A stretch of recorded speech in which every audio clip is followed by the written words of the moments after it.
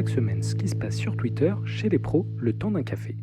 Maintenant disponible sur Podbean, YouTube, iTunes, Deezer, Spotify et tout bon agrégateur de podcasts. Cette semaine, je vous dis bravo, vous avez survécu à la canicule. Donc on va parler de Secret Lair, historique, de Reserve List et faire un parallèle avec les échecs. C'est parti pour l'épisode 17.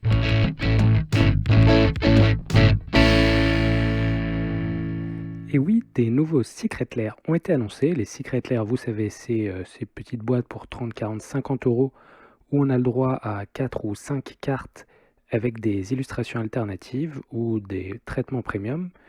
Donc Wizard a annoncé qu'ils allaient sortir le Secret Lair Prime Slime, qui est en fait une petite collection de cartes avec des limons. Il y a par exemple le limon nécrophage, le limon nécrotique, mimoplasme ou boue acide. Dans un style d'illustration assez fluo, assez comics des années 90, c'est rigolo. Donc checkez ça si c'est votre style. Il y a aussi la Secret Lair Every Dog Has Its Day, encore un Secret Lair qui fait figurer des chiens, mais cette fois c'est pas vraiment sous forme de créatures, c'est des chiens qui apparaissent dans des sorts assez joués, assez connus.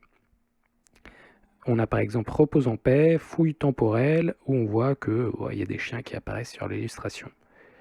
Une nouveauté avec ces Secret Lair là, c'est que tu peux les acheter pour 30$ en traitement normal ou alors pour 40$ en foil. Ce qui est plutôt bien parce qu'on connaît les problèmes qui viennent avec le foil, tout le monde n'aime pas ça, donc maintenant on a le choix. Maintenant, historique. Moi je joue ce format parce que c'est fun, les pros jouent ce format parce que le prochain Mythic Championship est un historique. On peut voir sur Magic Arena les différents archétypes qui tournent en ce moment. On a des decks contrôle comme Esper ou Bleu-Noir créés par Mengucci parce qu'il y a saisie dépensée dans le format, une des cartes peut-être discutablement les plus puissantes. Il y a aussi des decks mono-noir aggro qui utilisent également très bien saisie dépensée. On a toujours des decks gobelins mais qui sont finalement pas si cassés que ça en best of 3 malgré la présence de Muxus. Il y a des decks Jun ou Abzan qui utilisent Coco, mais surtout Citadelle de Bolas, donc la famille des decks sacrifices sur lesquels notamment Croquis travaille beaucoup.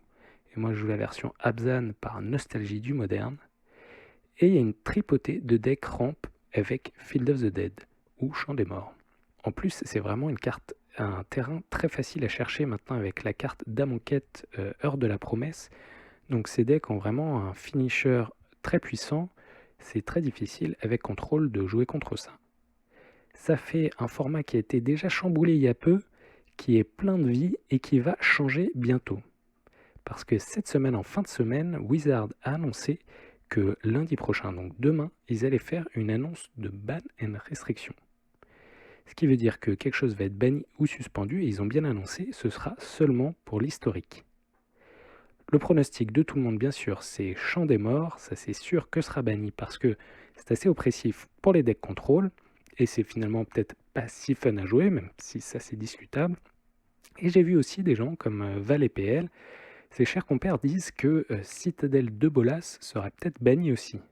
Je trouve ça intéressant. Croquis, qui travaille beaucoup sur les decks sacrifices, dit lui-même que c'est la carte la plus forte du format historique. Bon, l'homme peut être biaisé là-dessus, mais il y croit beaucoup.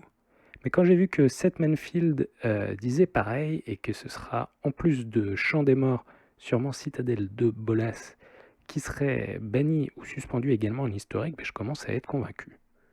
On va voir ce que ça donne demain. Je pense que s'il y a ces bans, ça me fait des wildcards en moins pour moi, mais c'est pas grave, ça rendra le format encore plus sympa qu'il est actuellement. En tout cas, un format tout neuf qui change dès qu'il y a un problème, c'est assez excitant. Vu que tout est en dématérialisé sur Arena, pas de problème. Donc historique, ça reste pour moi un super format. La controverse dans laquelle il est le plus facile de mettre une pièce pour faire discuter les joueurs et les joueuses de Magic pendant des heures, c'est bien la Reserve List. Vous savez, la liste réservée de cartes qui ne vont jamais être en principe réimprimées par Wizard of the Coast.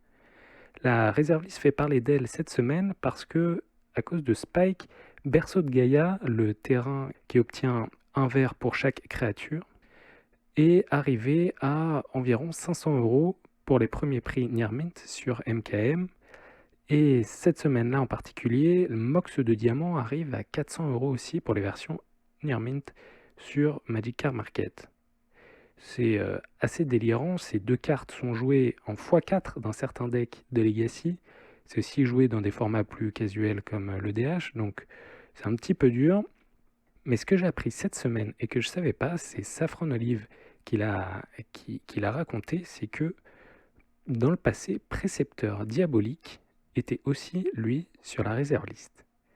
Précepteur Diabolique, donc démonique tutor, le tutor originel, qui est une incommune à la base, était apparemment, avec plein d'autres cartes évidemment, sur la réserve list. Et il y a tout un groupe de ces cartes qui a été enlevé de la réserve list, selon Wizard, sous la demande populaire. C'était bien sûr dans les années 90, pas longtemps après la création de la réserve list. Et finalement, ça n'a pas créé tant de problèmes que ça. Ça n'a même, pour ces cartes en particulier, pas créé du tout. Donc, c'est déjà arrivé que certaines cartes sortent de la réserve list. Pourquoi ça n'arriverait pas dans le futur? En tout cas, moi, je commence à croire, alors qu'avant ce n'était pas le cas, je commence à croire à la fin de la réserve list, peut-être un jour. Quand on y réfléchit, avec les profits records que génère Magic, il y a bien un jour un manager entreprenant chez Hasbro qui va dire il faut maintenir ce profit record et qui va être assez entreprenant pour imposer à Wizards of the Coast de se débarrasser de ça pour faire un max de profit. On verra quand est-ce que ça se passera. Moi, je possède des bilans, ce serait triste pour eux, mais je serais plutôt content de pouvoir rejouer avec d'autres gens en Legacy. Maintenant, on va parler de Lucas Esper Bertu. Lucas Bertu, c'est un joueur de Magic brésilien tellement chaud qu'il a fait changer son nom pour avoir Esper dedans. En tout cas, j'ai eu cette semaine qui faisait une proposition sur Twitter. Il propose de faire un nouveau format de Magic sur Arena qui est exactement le jeu de Magic, mais juste avec une rope, donc un temps réduit. Le but étant de faire des parties qui soient plus rapides à jouer et qui soient plus dynamiques. Et il fait le parallèle avec les échecs, car apparemment réduire grandement la cloque aux échecs a fait commencer une mode de faire des échecs sur Twitch et a fait entrer en quelque sorte les échecs dans l'e-sport sur Twitch. Et donc c'est une conversation assez intéressante, il y a des pros qui sont pour, il y a Paulo Vito da Rosa par exemple qui est contre, qui dit non mais c'est pas parce qu'on joue vite qu'on a du talent, c'est pas la rapidité qui fait le skill. J'ai trouvé ça intéressant, j'ai pas encore d'avis personnellement, dites-moi ce que vous en pensez sur Twitter ou sur les commentaires de telle ou telle plateforme.